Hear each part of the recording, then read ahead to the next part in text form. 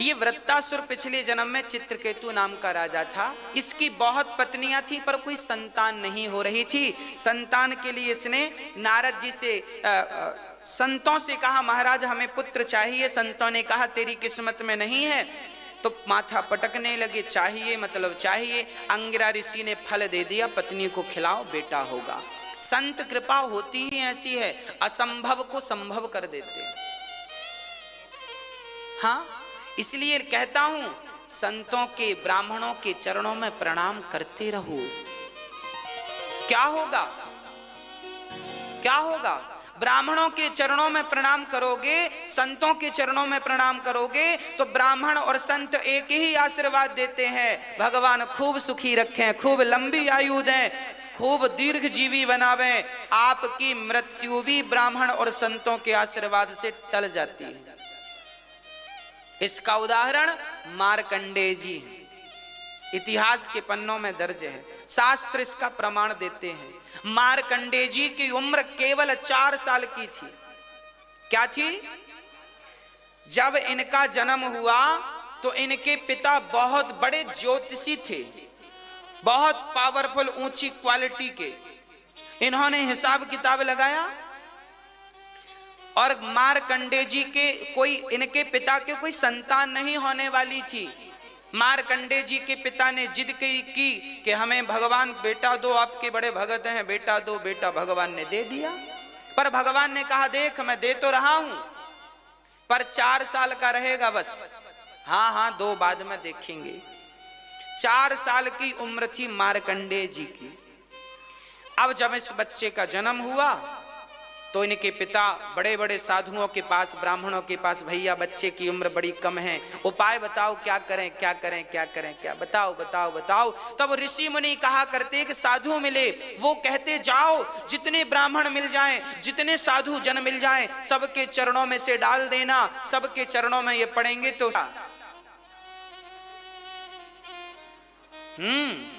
आज लोग इतने अकड़ू हो गए हैं ना, झुकना भी कहां जानते हैं। आजकल के बच्चे घुटनों को छूते हैं, पांव वाम कहां पड़ते हैं, और पांव पड़ते नहीं तो आशीर्वाद मिलता नहीं। ना मां के पांव पड़ते, ना पिता के पांव, घुटने को छूते हैं आजकल के बच्चे। ये पढ़े लिखे हैं सब, यही पढ़ा है इन्होंने। सिखाओ इनको माता पिता के पांव कैसे पड़े जाते हैं। माथा चरणों में रखा जाता है। माता पिता को, ब्राह्मणों को, साधु संतों को दंडवत लेट कर प्रणाम करना चाहिए, लेट कर प्रणाम करना चाहिए, साष्टांग प्रणाम करना चाहिए। स्त्रियों को लेट कर प्रणाम नहीं करना चाहिए। स्त्रियां आप ना लेटा करो, स्त्रियों को लेटना नहीं चाहिए। स्त्रियों को घुटनों केवल बैठ करके माथा जमीन पे रख दो, ऐसा प्रणाम। और पुरुषों को कमर उठाकर, कमर उठी रहे और पूरा छाती आपकी ड्योढ़ी ये और माथा, उसके बाद जमीन पे रहे, हाथ दोनों सीधे पसारो, इसे साष्टांग प्रणाम कहते हैं। 8 अंग जमीन से टच है। हाँ हाँ जी, हाँ हाँ बताओ।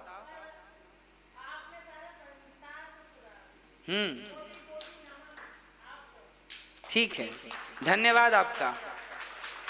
इसलिए लेट कर प्रणाम करना चाहिए। भगवान के मंदिर जाओ, बिहारी जी का मंदिर दर्शन करने गए हो तो बिहारी जी को क्या खड़े खड़े ना, मेरे भाई मेरी माँ, बच्चों को कहो बेटा बिहारी जी को देख कर लेट जाया करो। बिहारी जी मैं आपके चरणों में पड़ा हूं, स्वीकार कर लो। मां के चरणों में लेट जाओ, पिता के चरणों में लेट जाओ, लेट जाओ, प्रणाम करो। स्त्रियों को नहीं लेटना चाहिए, इसका भी कारण है। इसलिए आप तो घुटनों को जमीन में रखो और माथा को जमीन में रखो, ऐसा प्रणाम किया करो। स्त्रियों की छाती जमीन में टच नहीं होनी चाहिए, पृथ्वी का भार बढ़ता है, ऐसा संत जन कहते हैं। हाँ, इसलिए आपको साष्टांग प्रणाम नहीं करना चाहिए, घुटनों केवल माथा रख के प्रणाम करना चाहिए। ठीक है। हाँ, श्री वह चित्रकेतु, उनके कोई संतान नहीं थी, पुत्र मिला तो 5 साल में मारा गया। उनकी बहुत एक पत्नी को बेटा हुआ, बाकी रानियां बहुत सारी थी, बेटा हुआ नहीं। उन्होंने जलन के कारण जहर देकर मार डाला, बच्चा मरा, सोया तो सोया ही रह गया, उठा ही नहीं। बाद में नारद जी ने उसे जीवन दान दिया और बच्चे ने पिता से कहा, पिताजी आप क्यों रोते हैं? बेटा आपके लिए रो रहा हूं, तू मेरा बेटा है। तब उस पुत्र ने कहा, पिताजी कितनी बार मेरा और आपका जन्म हुआ, कितनी बार आप और हम आए, किसके लिए रोते हो? इस संसार में कोई किसी का नहीं है, सब अपना कार्यक्रम करने आए हैं। जिस दिन जिसका कार्य पूरा हो गया उस दिन उसकी छुट्टी हो गई, है ना? अपना कोई नहीं है, कोई नहीं है अपना। इसलिए ना दुनिया वालों से ज्यादा प्रेम मोहब्बत ना कर लेना। ये सब यात्रीगण हैं, आज हैं कल आपके संग नहीं रहेंगे। आपका किया हुआ अच्छा बुरा आपको ही मिलने वाला, इसलिए ज्यादा प्यार मोहब्बत में ना पड़ा करो। ये सब आज हैं कल नहीं रहेंगे, कोई नहीं है हमारा किसके सिवा। बिना राम रघुनंदन अपनो को नहीं आरे। कोयलिया बोली रे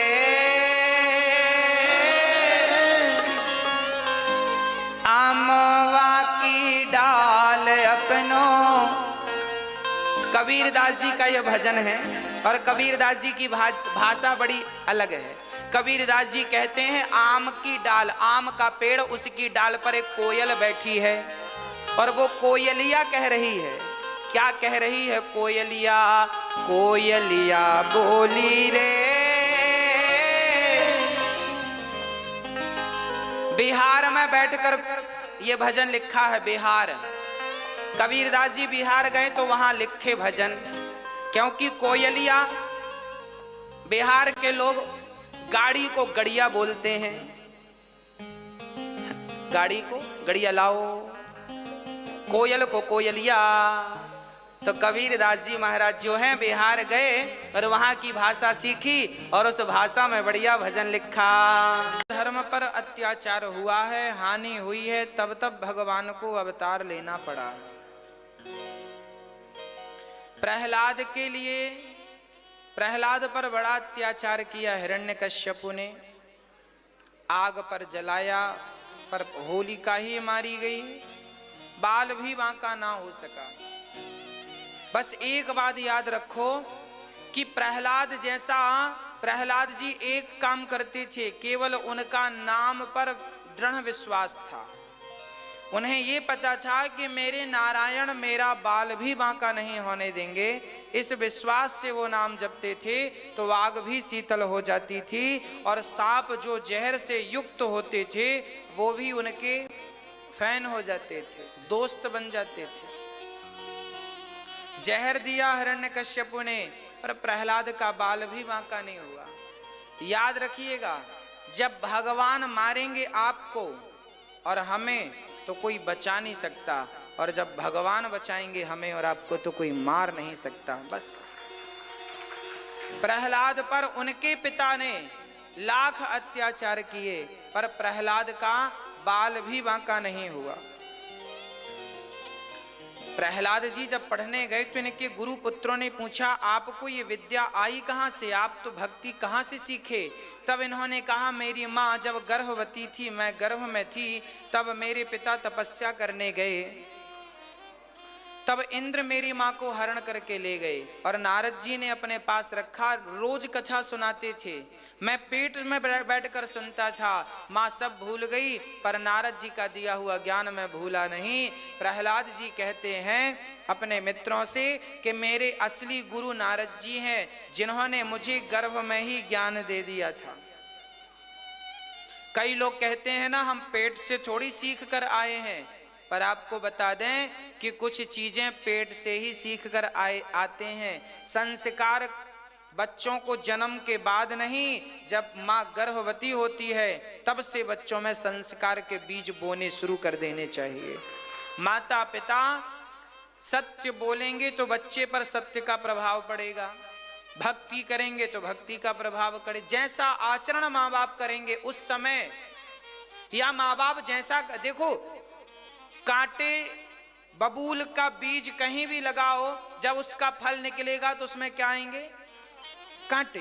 और गुलाब का बीज कहीं भी लगा दो, जब भी उसमें फल आएगा तो पुष्प ही खिलेगा। आम की गुठली कहीं भी गाड़ दो, जब भी वृक्ष बनेगा तो उससे आम का ही फल निकलेगा। बस सीधी बात यह है कि माता पिता जैसे होंगे संतान वैसी होगी। बस आम की गुठली जैसी होगी वैसा फल होगा। कलमी आम है तो फसल भी कलमी आम की, दशहरी आम है फसल भी दशहरी आम की। हाँ, और जितने आम हैं, लंगड़ा है, गुठली लंगड़े आम की लगाओगे तो फल भी लंगड़े आम का होगा। बस कहने का तात्पर्य यह है, माँ बाप से ही बच्चे में संस्कार पहुंचते हैं। माँ बाप जैसे होंगे, जिस विचारधारा के, माँ बाप के विचार जैसे, माँ बाप की सोच जैसी होगी, वही सोच का बच्चा भी होगा। लगभग मैच करती है सोच। इसलिए आप अपने को देखिए कि आप कैसे हैं। आप अच्छे होंगे तो आपकी संतान अपने आप अच्छी होगी, आपको परेशान होने की जरूरत नहीं। भाई हाथी का बच्चा हाथी जैसा होगा, गधे जैसे तो हो नहीं सकता। और गधे का गधे जैसा होगा, बहुत अच्छा भी होगा तो हाथी जैसा तो नहीं होगा। कहो हाँ या ना? हाँ। गाय के पेट से गाय का ही बच्चा जन्म लेगा ना, गधा तो जन्म नहीं ले सकता। भाई मां गाय है तो बछड़ा भी गाय का ही होगा। बस सीधी बात है कि माँ बाप जैसे होंगे उनके गर्भ से संतान भी वैसी ही होगी। अब आप कैसे हैं ये देख लीजिए। फिर एक चीज और होती, कई बार ये भी समाज में देखने को मिलता, माँ बाप बहुत अच्छे होते हैं तो बच्चे फिर भी विपरीत हो जाते हैं। इसका कारण, ऐसे केस बहुत कम होते हैं। हाँ, अक्सर देखने को मिलता है, ऐसे केस कम होते हैं कि माँ बाप बहुत अच्छे हैं, बेटा बहुत बिगड़ा। बहुत कम ऐसे केस होते हैं। और ऐसे केस तब होते हैं जब बच्चे को कोई गलत संगत मिल जाती है। इसलिए आप माँ बाप अच्छे हैं तो बच्चे अच्छे हैं। दूसरी जिम्मेदारी माँ बाप की यह है कि आप अपने बच्चों को बुरी संगतों से बचा लीजिएगा, बस आपकी विजय हो जाएगी। प्रहलाद जी कहते हैं, मेरे गुरु नारद जी हैं। प्रहलाद जी के पिता बोले, तेरा भगवान है कहाँ? पिताजी, न केवलम में भवतश्च राजन सवै बलम बलिनाम चापरेसाम परिवरे में स्थिर जंगमाये ब्रह्मादयो ये न वशम प्रणीता। नारद जी, प्रहलाद जी कहते हैं, पिताजी कहाँ नहीं है भगवान? सब जगह। कोई एक जगह ऐसी बताओ जहां परमात्मा ना हो। विष्णुम सर्व गुहाशया, वह परमात्मा सब जगह व्याप्त है। व्यापक को ही विष्णु कहते हैं। हाँ, जो व्यापक हो उसे विष्णु कहते हैं। सर्वम विष्णुमयम जगत, भगवान सब जगह उपस्थित है। कहाँ नहीं है? हिरण्यकश्यपु ने कहा इस खंबे पर है, प्रहलाद ने हाँ है, लो कह दिया है। हिरण्यकश्यपु बोला मैं देखता हूं। एक प्रहार किया खंबे पर, खंबा टूट गया। खंबा टूट गया पर भक्त का वचन मिथ्या ना हो, इसलिए नरसिंह भगवान प्रकट हो गए। वाह, भगवान भक्त की आज्ञा का पालन करते हैं। भगवान किसकी आज्ञा का पालन करते हैं? भक्त की। भक्त ने कहा इस खंबे पे भगवान है, खंबा तोड़ा, निकल आए नरसिंह भगवान। हिरण्यकश्यपु डरा, भगवान ने धारण कर लिया गोद में। हिरण्यकश्यपु बोला मैं नहीं मरूंगा। भगवान बोले मरेंगे क्यों नहीं, मरेंगे तेरे बाप। इस दुनिया में ऐसा कोई बचा है जो मरे ना। हिरण्यकश्यपु बोला मैं न दिन को मरूं न रात को। भगवान बोले दिन रात संध्या वेला है, अब तो मरेगा। बोले 12 महीने में किसी महीने नहीं मरूं। भगवान बोलिए पुरुषोत्तम महीना चल रहा, अब तो मरेगा। बोले अभी भी नहीं मरूं, ना अस्त्र से ना शस्त्र से। भगवान बोलिए नाखून मैंने फैशन में नहीं बढ़ाए, तुझे मारने के लिए बढ़ाए, अब तो मरेगा। कब तक बचोगे भैया, मौत से कब तक बचोगे।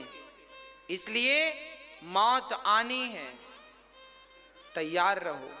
आप अपनी व्यवस्था, मौत को बाद में दोषी ना देना, तुम जल्दी आ गई, अरे हम जल्दी नहीं आए, तुम तैयार नहीं रहे।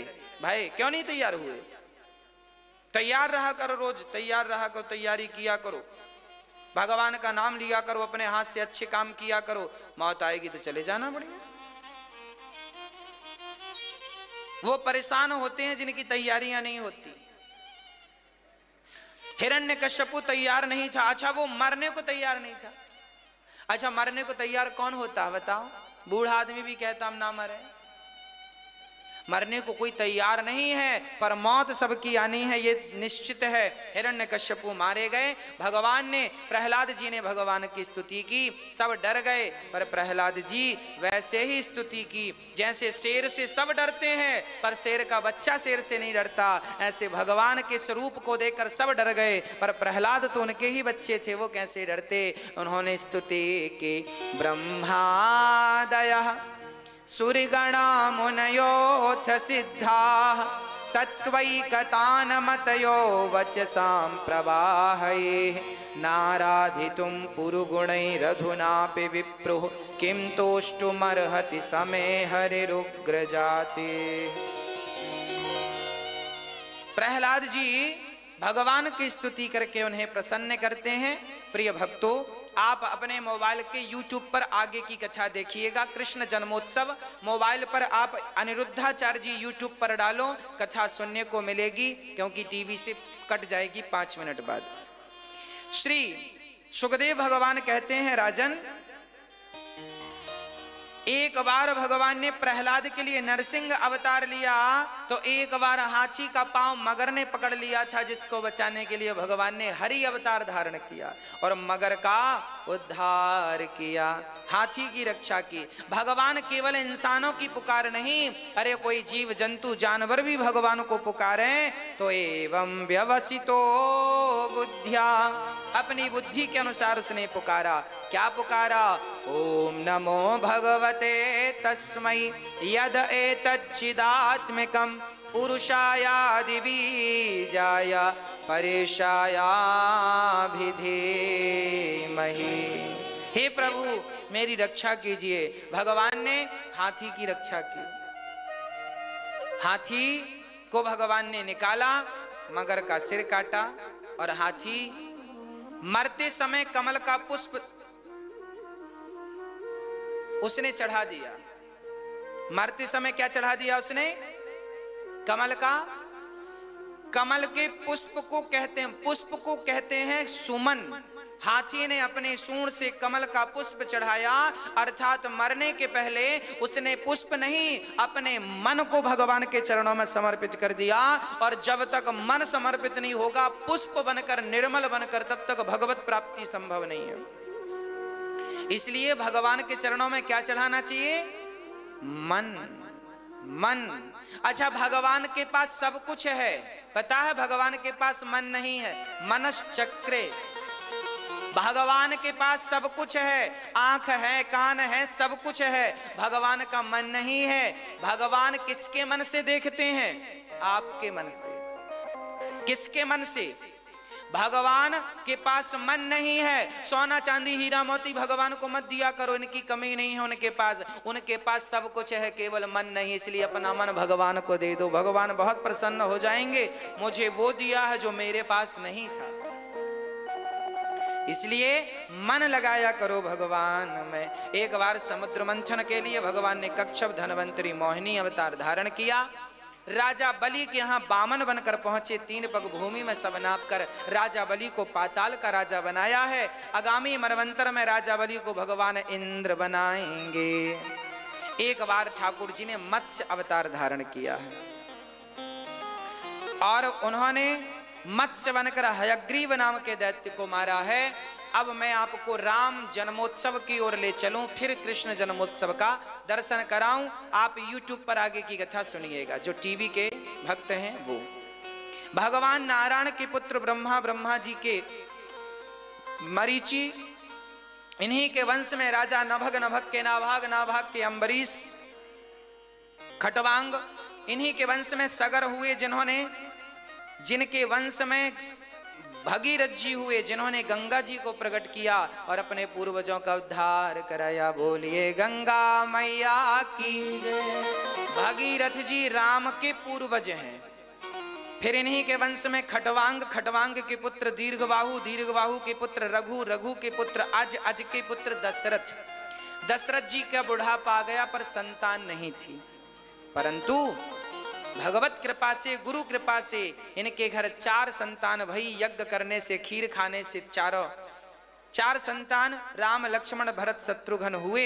और बड़े प्रेम से आप आनंद से राम जी ने आगे चल करके अहिल्या का उद्धार किया, सीता जी का वरण किया और 14 वर्ष का वनवास राम जी को हुआ। जंगल जाकर रावण इत्यादि दैत्यों को मारकर राम जी राजा, सिया जी रानी बने। राम कथा अभी 17 जनवरी से राम कथा होगी। आप सभी को विस्तार से हम राम कथा सुनाएंगे, प्रेम से कथा सुनाएंगे, संपूर्ण 9 दिन की कथा सुनाएंगे। टीवी के माध्यम से आप सुनिएगा राम कथा। तो अभी राम जी को राजा, सिया जी को रानी बना देते हैं और अपने हृदय में बिठा लेते हैं। राम कथा को केवल स्पर्श किया है दास ने। अब हम कृष्ण जन्मोत्सव की ओर चलते हैं। भगवान नारायण के पुत्र हुए हैं ब्रह्मा। चंद्रवंश का वर्णन। इन्हीं के वंश में अत्रि, अत्रि के चंद्रमा, चंद्रमा के बुध, बुध के पुरुरवा, पुरुरवा के आयु, आयु के नहुस, नहुस के ययाति। इन्हीं के वंश में सूरसेन हुए हैं, जिनके पुत्र का नाम हुआ है वसुदेव जी। वसुदेव जी का विवाह देवकी से संपन्न हुआ और कंस अपनी बहन को विदा करके जा रहा था, कंस की चचेरी बहन देवकी। तो आकाशवाणी हो गई, कंस जिस बहन के तू विदा कर रहा है उसका 8वां गर्भ तेरा काल बनेगा। कंस डर गया, कंस ने जेल में बंद कर दिया। पहला बेटा हुआ कंस ने मार दिया, दूसरा बेटा हुआ कंस ने मार दिया, तीसरा, चौथा, 5वां, 6ठा, 7वें गर्भ को भगवान ने देवकी के गर्भ से निकालकर रोहिणी के गर्भ में स्थापित कर दिया और रोहिणी मां बन गई। बोलिए बलदाऊ भैया की। 8वें गर्भ में भगवान नारायण प्रवेश करते हैं।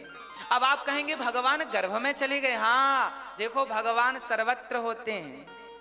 देवता स्तुति करते हैं। सत्यव्रतम सत्य परम त्रिसत्यम सत्यस्य योनिं निहितं च सत्ये सत्यस्य सत्यमृत सत्य नेत्रम सत्यात्मिकं त्वां शरणं प्रपन्ना। सारी देवी देवता भगवान की स्तुति करने लगे। पृथ्वी, ब्राह्मण, साधु, संत भगवान के पास गए। हे प्रभु, भर गया है कंस का पाप घट, अब इसका उद्धार करके हमें इसके पाप से आजाद कर दीजिए। भगवान कहते हैं चिंता न करो, मैं अवतार लेने वाला हूं। और भगवान अब बड़े सुंदर समय पे भादों का महीना, कृष्ण पक्ष की अष्टमी तिथि, रात्रि के ठीक 12 बजे। आपको बताएं कि जब रात के 12 बजे तो नदियां निर्मल हो गईं। रात को कभी कमल नहीं खिलता, पर भगवान के प्राकट्य के समय कमल रात को ही खिल गए और भगवान माता देवकी के गर्भ से वैसे ही प्रकट हो गए जैसे पूर्णिमा का चांद पूर्व दिशा से अपने आप प्रकट हो जाता है। शंख चक्र गदा लेकर के, पद्म लेकर के ठाकुर जी प्रकट हो गए। और जैसे ही प्रकट भये तो वहां लिखा है कि ढोल नगाड़ों को बजाना नहीं पड़ा। जब ठाकुर जी का जन्म हुआ तो ढोल नगाड़े बजाने नहीं पड़े, ढोल नगाड़े अपने आप बजने लगे। और आवाज क्या आती है, नंद के आनंद भयो जय कन्हैया लाल की, बजने लगे। भगवान देवकी वसुदेव ने भगवान की स्तुति की और भगवान से कहा, हे नाथ, हम तो धन्य धन्य हो गए। भगवान की सुंदर सी बालक रूप में आज भगवान जगत के पिता हैं, पर वह जगत के पिता आज बालक बने, ब्रह्मा के पिता आज पुत्र बनकर बालक बनकर के प्रकट हुए हैं। मात्र लीला के लिए, लीला मात्र के लिए प्रकट हो गए। और वसुदेव जी भगवान को लेकर के चल पड़े। वसुदेव जी ठाकुर जी को लेकर के चल पड़े। अपने आप रिमझिम पानी बरसने लगा, जेल के ताले खुल गए, पहरेदार सो गए और सारी विपत्तियां समाप्त हो गईं, सारी विपत्तियां समाप्त हो गईं और उनके हाथ की हथकड़ियां इत्यादि खोलकर यमुना जल को दर्शन देकर यशोदा के यहाँ कन्या को रखा। एक कन्या को जन्म दिया था, यशोदा माँ ने उस कन्या को लेकर के लाए और पता चला कंस को, तो उसने 8वां गर्भ समझकर उस कन्या को पत्थर पर पटका। वो आकाश में जाकर बोली, मूर्ख तू मुझे क्या मारता है, तुझे मारने वाला प्रकट हो चुका है। यहाँ कंस भयभीत हो गया और ब्रज में उत्सव चालू हो गया। सारे हाँ सारे ब्रजवासी बड़े प्रेम से बधाई देवे लगे, यशोदा मैया बधाई हो। दरवाजे लगे, पहरेदार खड़े, पक्षी भी आ जा नहीं सकता, ऐसी चौकसी कंस ने लगा रखी है, व्यवस्था कर रखी है। पर धन्य है मेरे भगवान कि उस व्यवस्था पर भी भगवान प्रकट हो गए। और वसुदेव जी भगवान से बोले, प्रभु अब हम क्या करें, हम तो आपकी स्तुति ही कर सकते हैं, आप ऐसे हैं, आप दिव्य हैं, आप भगवान हैं, आप चतुर्भुज रूप में हैं, आपकी जय हो, आप बड़े बड़े यत्सूरियों को मोहित करने वाले हैं, हे भगवान हम आपको नमस्कार करते हैं। भगवान बोले, इस स्तुति से काम नहीं बनेगा, जल्दी से हमें यहाँ से निकालो और मथुरा से निकालकर गोकुल पहुँचाओ, माता यशोदा के घर। वसुदेव जी पहुंचे। वसुदेव जी बोले, प्रभु ये तो बड़ा कठिन है। कैसे कठिन है? कठिन कैसे है? बोले, हमारे पाँव में बेड़ियां हैं, हाथ में हथकड़ियां हैं, जाना संभव नहीं है, कंस के पहरेदार देख रहे होंगे। भगवान बोले, वसुदेव जी आप तो हमें जल्दी से गोद में ले लो और बस हम पर छोड़ दो सब चीजें, आप कुछ मत करो, आप केवल हमें अपनी गोद में धारण कर लो बस। और जैसे ही वसुदेव जी ने भगवान को गोद में लिया तो हाथ की हथकड़ियां खोलनी नहीं पड़ी, पांव की बेड़ियां तोड़नी नहीं पड़ी, अपने आप खुल गई। तात्पर्य क्या है? जब हम परमात्मा को अपने हृदय में स्थापित करके आगे बढ़ते हैं तो संसार के बंधन से अपने आप मुक्ति मिल जाती है, संसार के बंधनों को खोलना नहीं पड़ता। उस दिन भगवान की कृपा से बंधन खुल जाते हैं जिस दिन आप भगवान को धारण करते हैं। धारण करने की देर है, बंधन से मुक्ति के लिए टेंशन मत पालो। भाई अंधकार ज्यादा है तो आप चिंता ना करो, अंधकार बहुत है, अंधकार, अरे अंधकार है तो दिया जला दो। जैसे दिया जलते ही समस्त अंधकार समाप्त हो जाता है, उसी प्रकार जिस दिन भगवान हृदय में प्रवेश कर जाते हैं उसी दिन संसार के हर बंधन से जीव मात्र को मुक्ति मिल जाती है। जैसे ही आगे चले तो केवल पांव की बेड़ियां, हाथ की हथकड़ियां बाधा नहीं थी, जेल के दरवाजे, कितने दरवाजे थे? 7 दरवाजे। हाँ जी, 7 दरवाजों का तात्पर्य क्या है? कहते हैं जो भगवान को लेकर चलते हैं उनके लिए 7 दरवाजे खुल जाते हैं। 7 मतलब कौन? 7 पाताल के दरवाजे, अतल वितल सुतल तलातल रसातल महातल, हाँ, और ऊपर के फिर 7 भूर भुवस्व महरलोक इत्यादि। तो जितने भी हैं 7 7 14 और भी जितने हैं, यहाँ तक कि गौलोक धाम, बैकुंठ, साकेत, जो भी दिव्य लोक हैं, इनके दरवाजे भी उनके लिए खुल जाते हैं जो भगवान को लेकर के चलता है। संसार का हर दरवाजा, मोक्ष का दरवाजा, मुक्ति का दरवाजा, जो तुम्हें चाहिए, क्या चाहिए? जो चाहिए, मुक्ति चाहिए, भगवत प्राप्ति चाहिए, साकेत चाहिए, बैकुंठ चाहिए, गौलोक चाहिए, स्वर्ग चाहिए, बैकुंठ चाहिए, जो चाहिए। भगवान के भक्त के लिए कोई दरवाजे नहीं है, जब चाहे जहाँ जाए, बैकुंठ जाए सो बैकुंठ जाए, गौलोक जाए सो गौलोक जाए। जैसे नारद जी कहीं भी जाएं, उनके लिए कोई नो एंट्री नहीं है। हमारे और आपके लिए नो एंट्री हो सकती है, पर नारद जी के लिए कोई नो एंट्री नहीं है, क्योंकि उन्होंने भगवान को हृदय में बसा रखा है। कहने का तात्पर्य यह है कि जिनके हृदय में भगवान का वास होता है, उनके जीवन में कोई भी वस्तु, कोई भी चीज दुर्लभ नहीं होती। आप केवल भगवान को अपने हृदय में बसाइए, आपके लिए संसार की कोई वस्तु दुर्लभ नहीं है। आपको क्या चाहिए? धन दौलत चाहिए ना, सोना चांदी चाहिए, हीरा मोती चाहिए, बहुत मिलेंगे, इतना मिलेंगे, इतना धन मिलेगा आपको कि आप समेट नहीं पाएंगे। एक बार भगवान को बसा कर तो देखो, एक बार उन्हें हृदय में उतार करके तो देखो। वसुदेव जी चले, जेल के डाले, अपने आप खुल गए, पहरेदार सो गए। पहरेदार सोने का क्या भाव है? जब भगवान को लेकर वसुदेव जी चले तो पहरेदार सो गए। हमारे भी 10 पहरेदार हैं, 5 ज्ञानेंद्रिय, 5 कर्मेंद्रिय। हमारी इंद्रियां हमें बड़ा परेशान करती हैं। आंख परेशान करती है, आंख कहती है देखो, कान कहते हैं सुनो, नाक कहती है अच्छा सूंघो, जिह्वा कहती है बढ़िया बढ़िया खाओ, और चमड़ी कहती है बढ़िया बढ़िया टच करो, स्पर्श करो। हाँ जी, हमारे शरीर की समस्त इंद्रियां जो हैं ये जाग रही हैं, हमें परेशान कर रही हैं। तो कहने का अर्थ ये है, कंस के सारे पहरेदार सो गए। जब भगवान को हृदय में लेकर जीवात्मा चलता है तो उसकी इंद्रियां उसे परेशान नहीं करती, वो अनुकूल हो जाती हैं। सारी इंद्रियां सो गई, कंस के पहरेदार सो गए। आगे चले तो रिमझिम बारिश होने लग गई। बारिश होने लग गई, मतलब क्या हुआ? जो भगवान को लेकर चलता है उस पर कृपा की बरसात तो होनी ही है। ये पानी नहीं, कृपा बरस रही है। और आगे चले तो शेष नाग भगवान छाता बन गए। तात्पर्य क्या हुआ?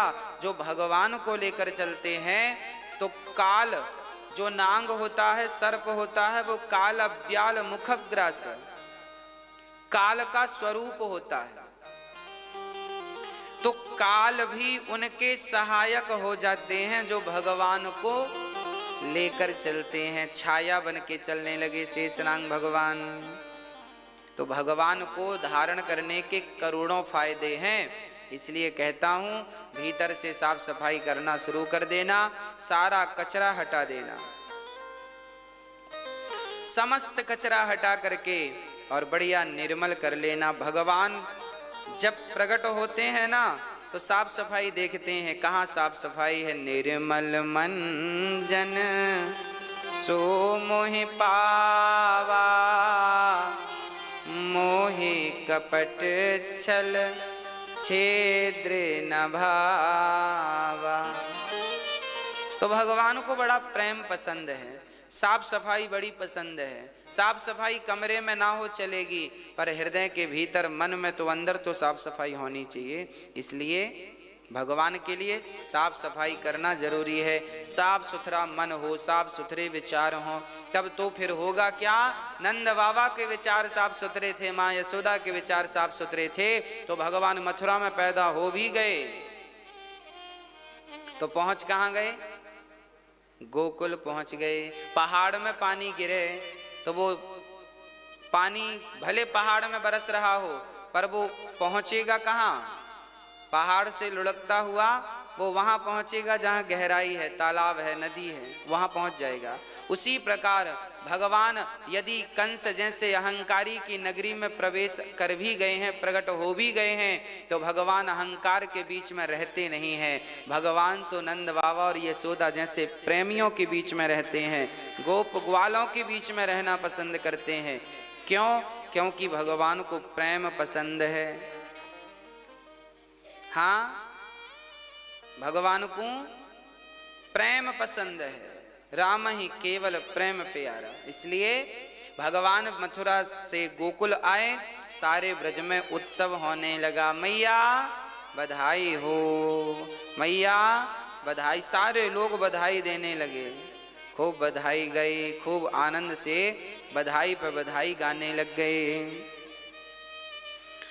अब भगवान श्री कृष्ण ही नहीं, बलराम जी के लिए भी पालना बना, 2 पालने बने और दोनों पे लेटे हैं भगवान और झूला लोग झुला रहे हैं और बढ़िया बधाई लुटा रहे हैं, लाला को दर्शन कर रहे हैं, बलैया ले रहे हैं, आरती उतार रहे हैं।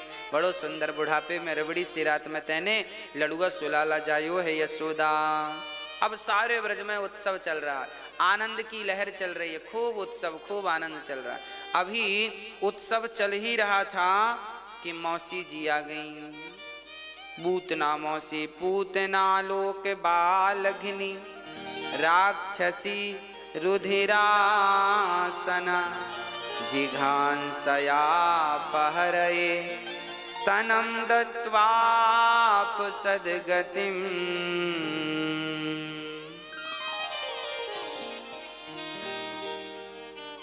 पूतना लोक बालघिनी, पूतना बच्चों को खाती थी, रक्त पीती थी। आज मौसी जी आई श्याम सुंदर को मारने। अभी भगवान का उत्सव चल ही रहा था, 6 दिन के थे केवल, कि मौसी जी को देखा नहीं गया उत्सव। कुछ लोगों को ना उत्सव नहीं देखे जाते, किसी के खुशियां नहीं देखी जाती। जब काहू के सुने बड़ाई, श्वास ले ये जनु जूड़ी आई। कोई किसी की तारीफ नहीं सुनता आज के युग में, पचती ही नहीं। आप किसी से कहने लगो कि भाई वो फलाना व्यक्ति बहुत बढ़िया है, आप तुरंत उसकी कमियां गिना दें। अरे क्या फलाना अच्छा है, हम जानते हैं वो कैसा है, तुम थोड़ी जानते हो। आपके पड़ोसी की कोई तारीफ करने लगे तो आप कहेंगे अरे हम जानते हैं, हम पड़ोसी, तुम क्या जानते हो। मतलब आप कहीं ना कहीं से उसकी बात काटने का प्रयास कर देंगे। आपको किसी की तारीफ सुनी ही नहीं जाती। आपको मतलब जिनको नहीं सुनी जाती हम उनको कह रहे हैं, आपको मतलब आप लोगों को नहीं। तो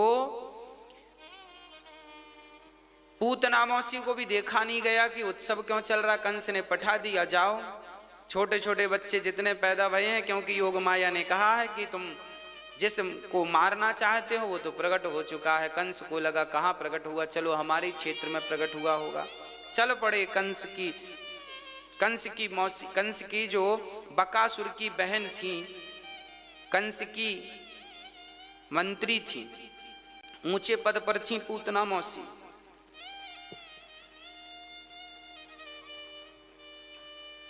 बड़ा ऊंचा काम था पूतना मौसी का, बड़े बड़े काम कंस के पूतना मौसी ही निपटाया करती थी।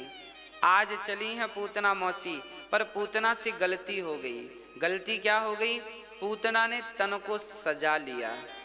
बड़ी कुरूपणी थी, पर जब भगवान को मारने चली ना तो बिल्कुल स्वरूपवान बन के चली, सुंदर बन के चली। ऐसी बन गई मानो साक्षात लक्ष्मी माँ उतर आई धरती पर, इतनी सुंदर, बड़ी सुंदर बन करके गई है पूतना। अच्छा, पूतना ने तन को सजा लिया है, पर पूतना का मन बड़ा गंदा है। भीतर से गंदी है, बाहर से तो बढ़िया लग रही है। अच्छा, चली कहाँ, भगवान के पास। और जब भगवान के पास पहुंची तो भगवान पालने में लेटे थे, टुकुर टुकुर देख रहे थे। किसी और का, वो अपनी माँ का इंतजार कर रहे थे, पर आ गई पूतना मौसी। तो मौसी को देखते ही हमारे श्याम सुंदर ने अपने दोनों नेत्र बंद कर लिए, मूंद लिए। अच्छा, भगवान ने आंखें क्यों बंद कर ली, पूतना को देखा क्यों नहीं। अच्छा, भगवान से पूछा जाए कि प्रभु आप तो सब पर कृपा करते हो, आप तो पतितों को भी देखते हो, तो पूतना को क्यों नहीं देखा। भगवान कहते हैं कि मैं पतितों को भी देखता हूं, पर मैं तब देखता हूं कि जब वो जैसा है वैसा ही मेरे पास आए।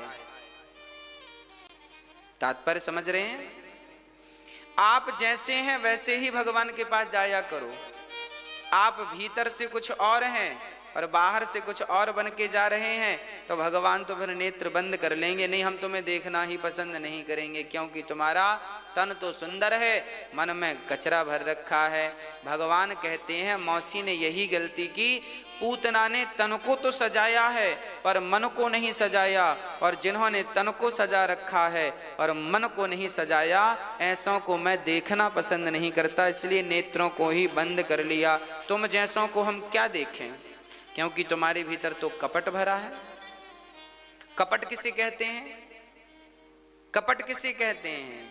कपट उसी को कहते हैं जैसा मैं हूं, मैं वैसा ना बताकर कुछ और बताऊं से कपट। जैसे फॉर एग्जाम्पल समझिएगा, जैसे मैं लोभी हूं, मैं हूं तो लोभी, पर अपने आप को कहूं कि मैं बड़ा संतोषी हूं। मैं हूं क्या? लोभी हूं, पर मैं बनूं कैसा? संतोषी।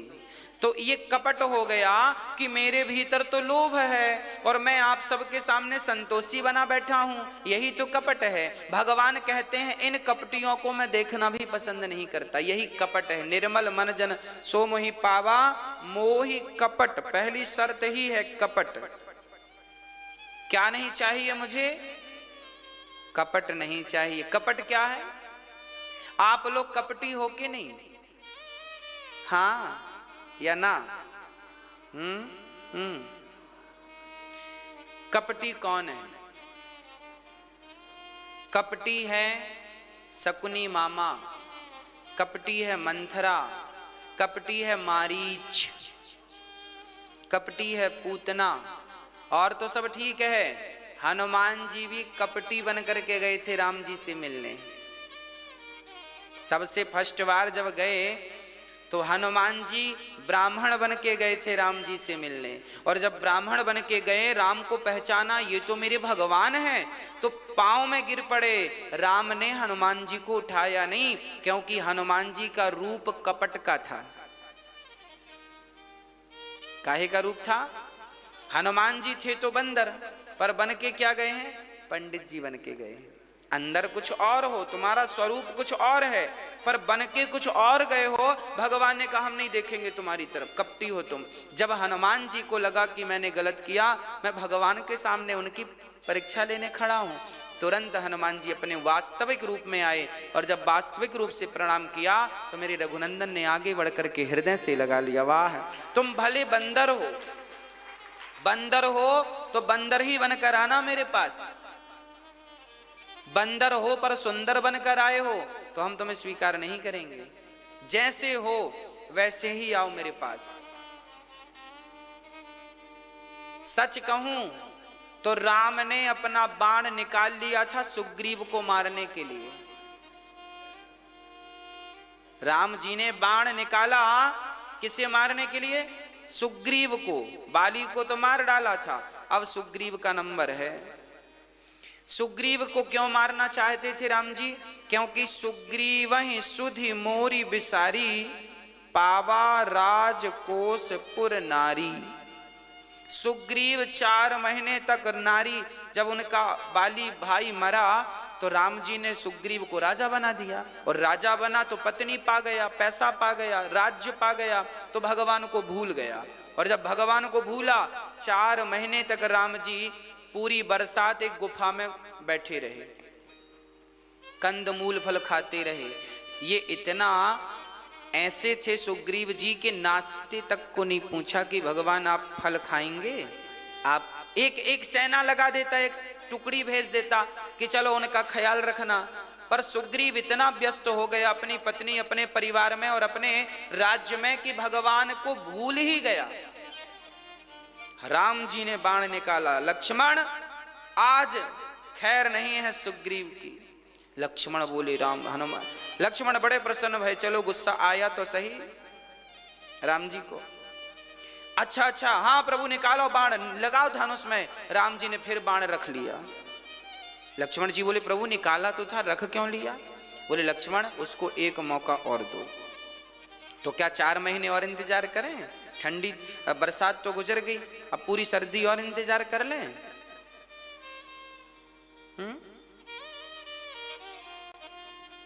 बोले नहीं, जाओ उसे समझाओ। हनुमान लक्ष्मण जी गए, सुग्रीव निकल बाहर।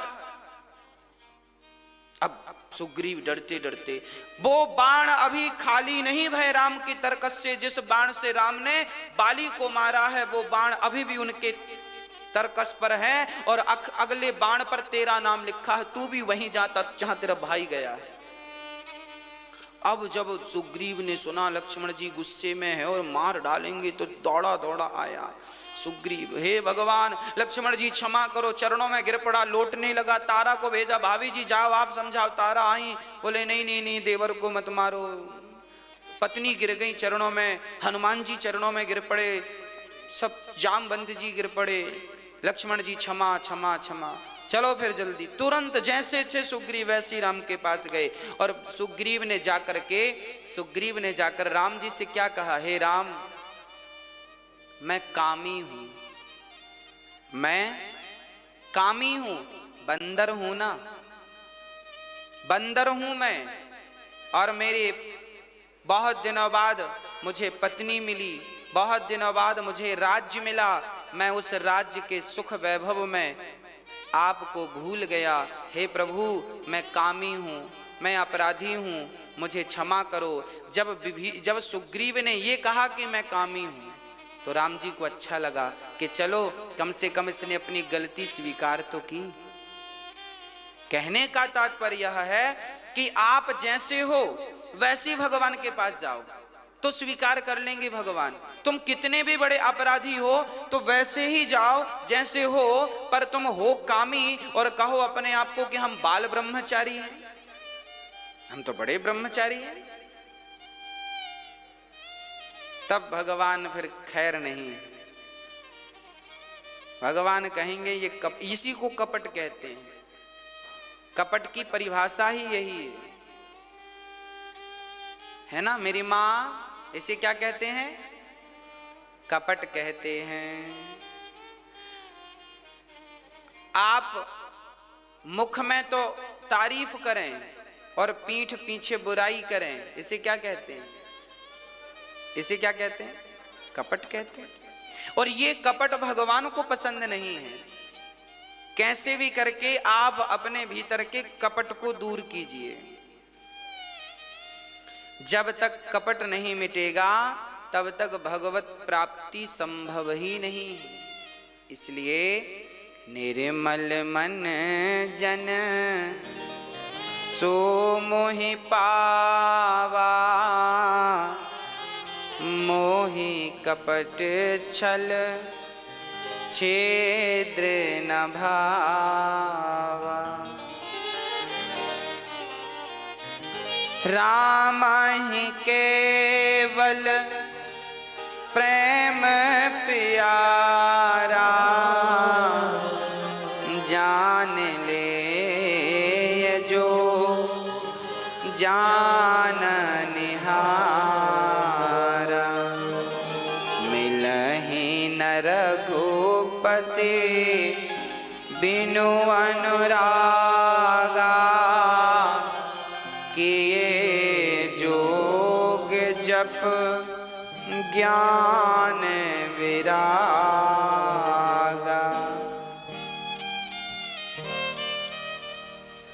राम जी बड़ा प्रेम करते हैं अपने उन भक्तों से जो निष्कपट होते हैं, कोई कपट नहीं।